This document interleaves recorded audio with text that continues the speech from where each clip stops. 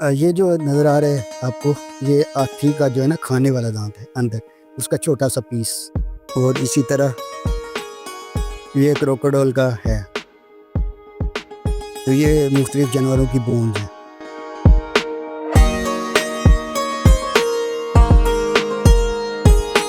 ये है पाकिस्तान का ऐसा इलाका जहाँ कभी डायनासोर्स रहा करते थे। पाकिस्तान का ज़िला जेहलम, जहाँ लाखों साल पुराने जानवरों के फॉसिल्स की दरियाफ्त ने सबको हैरान कर दिया। ज़िला जेहलम के इलाके ततरोट में लाखों साल पहले पाए जाने वाले जानवरों की बाक़ियात का मिलना इस खाते की तारीख पे गहरा असर डालता है।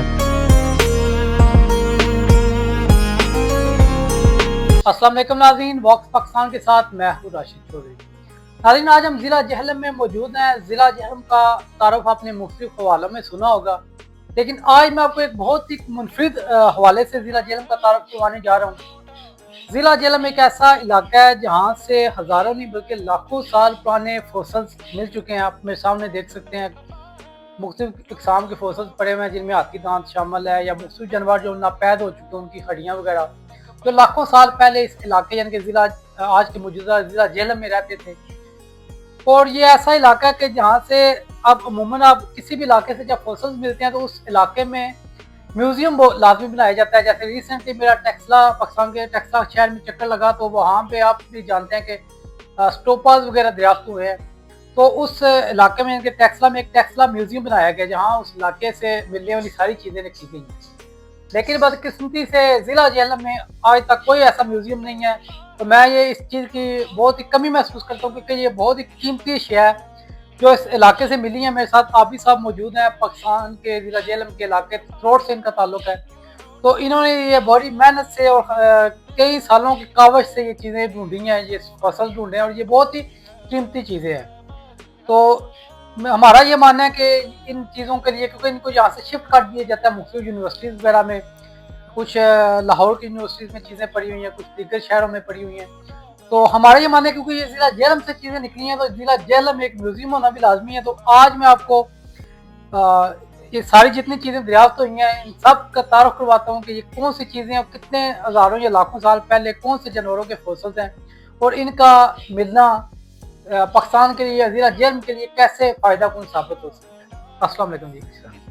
अब इस सबसे पहले तो मुझे बताइएगा कि ये कौन सी चीज़ें और कैसे आपने ढूंढी, ये सारी कहानी हमारे नाज़रीन को सुनाइएगा।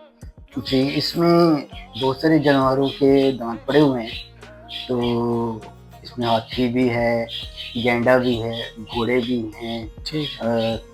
इसमें जो है मगरमच्छ के भी दांत पड़े हुए हैं, और भी मुख्तलिफ बर्ड्स जो जुगाली करके खाते हैं, उनके भी दांत पड़े हुए हैं।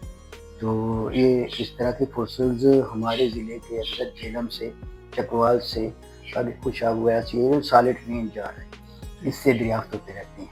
ठीक है, तो ये आपने कैसे ढूंढे और कैसे पता चलता है कि ये हाथी दांत है और ये गैंडे के दांत है और ये मगरमच्छ की हड्डी है, कैसे पता चलता है? देखें, मैंने आपकी एक पहली वीडियो में बताया था कि ये चीज़ें जो है ना, मुझे 26-27 साल हो गए इसके ऊपर काम करते हुए।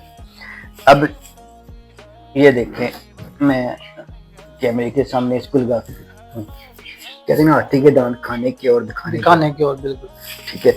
ये खाने वाले दांत है। ठीक है। ये एक उस वक्त स्पीशीज हुआ है जिसको अनानकिस कहते थे। ये इसकी जो खास बात है ना, इस जो एलिफेंट ये वाला था, इसके जो खाने वाले दांत होते हैं वो सबसे लंबे होते हैं।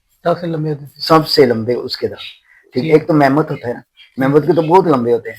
ठीक। तो जो ये अनानकिस है ना, यानी वो बर्फ के अंदर तो मेमथ था, लेकिन ये जो बर्फ के अंदर नहीं होता था।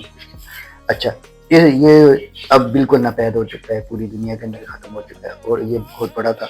और इसकी ख़ास बात ये थी कि इसके दांत जो है खाने वाले बहुत लंबे होते थे। ठीक है। इसी तरह ये भी हाथी, ये बाहर आगे सारा पत्थर है। ठीक है। और ये जो अंदर जो है ये इतना वजनी है कि मैं उठाना पड़ेगा। हाँ जी। तो ये देखें, ये दांत जो है नजर आ रहे हैं, ये बाहर सारे का सारा होल है, पत्थर का है। ठीक है, उसके अंदर यानी कि अंदर है सारे, जज्ब हो गए। हाँ जी। और इसी तरह ये वाला जो है, ये भी हाथी की है। ये हाथी का ही। हाँ जी हाथी, ये स्पीशीज और है, ये स्पीशीज और है, ये ठीक। और है। अच्छा, ये कितने साल पुराने हैं? हाँ जी, कितना अर्सा पुराने हैं? जी जी, ये इसमें ये है कि अपर सवालिक और मिडिल सवालिक झेलम के अंदर है, लोअर भी है, लेकिन वो बहुत कम है। ऊपर जो है मेरा गांव तकरोर जो है वो ऊपर कहलाता है। अभी जहाँ सिटी हाउसिंग में बैठे हुए इधर मेरी रिहाइश है, तो यहाँ भी है, लेकिन ये इसकी एज बहुत कम है। यहाँ से भी फॉसिल दरियाफ्त होते रहते हैं। ठीक है। ये जो पहाड़ी का कटाव हुआ है अभी किसी ने देखा नहीं, लेकिन यहाँ से भी मिलते हैं। ठीक। ये पीछे तबलीगी जमात का मरकज है सिटी हाउसिंग के साथ, वहाँ पे मैंने लकड़ी का फॉसिल दरियाफ्त किया। ठीक है। तो ये चीज़ें मिलती हैं, ये भी अच्छी चीज़ है। ठीक है। अच्छा, मुझे बताइएगा कि ये सारे फॉसिल्स मिलने इस इलाके से ये ज़िला जेहलम की या फिर मुल्क पाकिस्तान की तारीख पे कैसे असर डाल सकता है? ये कितनी अहमियत के अमल हैं फॉसिल्स? आजकल मौसम जो है ना, ये अचानक बारिश आ जाती है, ठीक है, तो और उसकी वजह से बहुत ज़्यादा नुकसान है। तो ये क्लाइमेट चेंज हो रहा है, ये मौसमी तब्दीली जो वो आ रही है दुनिया के अंदर, तो ये चीज़ें हमें बताती हैं कि हम दरख्त ना काटें, ठीक है, और जहाँ कुदरत की जितनी भी सिस्टम है उसके अंदर जब हम मुदाखलत करते हैं तो फिर प्रॉब्लम्स आती हैं। तो ये चीज़ें जो है वो सामने आती हैं। तो हमें इन चीज़ों से ये नतीजा अखज़ करना चाहिए कि हमें दरख्त नहीं काटने चाहिए। हमें जो है अगर वो फिर हमें मुसीबतों का, परेशानियों का सामना करना पड़ता है।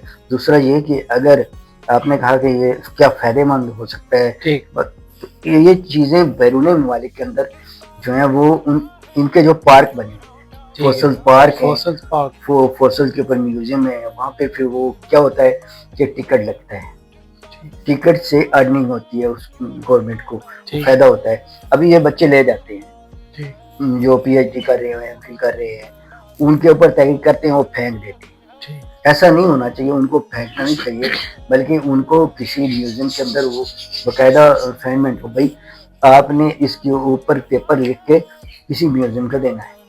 तो मैं ये चाहता हूँ कि जेलम के अंदर भी कोई ऐसा हो, तो उसके लिए ये ज़रूरी है या तो गवर्नमेंट हमारी मदद करे, या अगर प्राइवेटली कोई बंदा हमारी, जैसे ये सिटी हाउसिंग वाले हैं, ये भी हम कर सकते हैं, ये भी हमारी इस सिलसिले में मुझसे रब्ता कर सकते हैं। मेरा कांटेक्ट नंबर इसको दें ज़रूर। लेकिन इनके थीम पार्क बनाया हुआ कितना खूबसूरत है, तो यहाँ पे हर किस्म का जानवर है। अगर ये यहाँ पे कोई ऐसा बना ले, ठीक है, सेटअप कर ले, तो लोग ज़रूर देखेंगे, तो इनकी अर्निंग में फ़ायदा होगा। तो इसके लिए ये है कि या तो एक तजर्बा होना और दूसरी बात यह है कि पैसा होना, दोनों चीज़ें।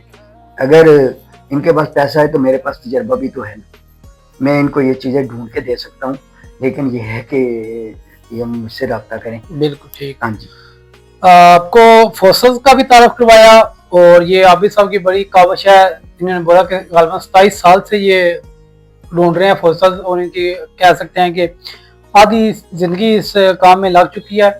तो उम्मीद है कि आपको ये फॉसिल्स देख के भी अच्छा लगा होगा, कैसे लाखों साल पहले इस इलाके में जानवर रहते थे जो आपके नापैद हो चुके हैं, और उनकी बाकियात आज भी हमें देखने को मिल रही हैं। ये बड़ी इंटरेस्टिंग चीज़ है, उम्मीद आपको पसंद आई होगी। और इसके अलावा इनकी ख्वाहिश है कि ज़िला जेहलम में एक म्यूजियम होना चाहिए, फॉसिल्स पार्क होना चाहिए। अगर तो आप खासतौर पर ज़िला जेहलम से और इनको सपोर्ट करना चाहते हैं तो आप नंबर भी मेंशन है, आप अपनी तरफ से पूरी कोशिश कीजिए कि इनका ये ख्वाब पूरा हो, क्योंकि इससे ज़िला जेहलम को भी फ़ायदा होगा। ज़िला जेहलम का नाम भी मुल्की सतह पे एक ख़ास अहमियत का हामिल होगा कि ज़िला जेहलम में एक म्यूज़ियम है जिसमें ये कीमती चीज़ें पड़ी हुई हैं। तो उम्मीद है कि आपको हमारी ये वीडियो अच्छी लगी होगी। अच्छी लगी तो कमेंट्स बॉक्स में अपनी राय का इज़हार लाजमी कीजिएगा, और हमारा पेज लाइक कीजिएगा।